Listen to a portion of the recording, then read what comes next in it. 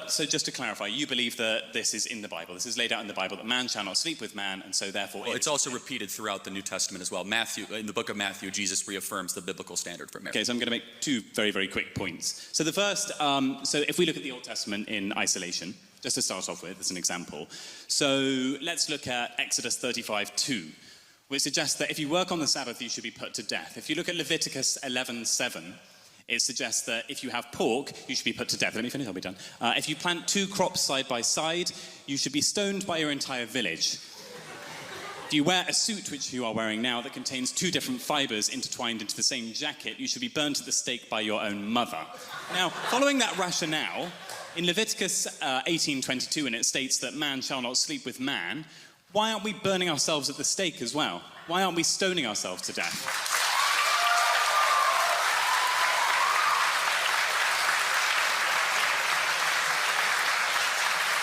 Do you care to address my main contention that Christ affirmed biblical marriage in the book of Matthew? And can you tell me the difference between the ceremonial, the moral, and the ritual law? And then finally, also, tell me about Christianity, the difference between the new and the old covenant, or are you just going to cherry pick certain verses of ancient Israel that do not apply to new Christianity? No, fair. I completely agree. So we'll look at 2 points then. So firstly, if we look at the Old Testament, we can see the kind of inconsistencies there. We've already touched upon that, right? That makes sense. Secondly, you mentioned the point of Jesus and Christ.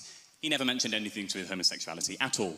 Well, hold on a second. No, he affirmed biblical marriage as one man and one woman. He said a man shall leave his father's house. In the New Testament. No, in Matthew, that is not correct. I believe in the New Testament. In the New Testament. Well, Romans is also in the New Testament. Secondly, in Romans 1, the Apostle Paul talks negatively about homosexuality explicitly. Also, homosexuality is repeated in the book of Titus and in the book of Jude as not being favorable as the destruction of Sodom and Gomorrah.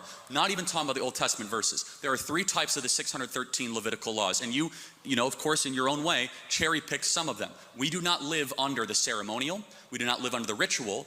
But we do live under the moral. There's only 10 of the moral that we as Christians believe we're bound to. Some believe 9, which of course is the Decalogue.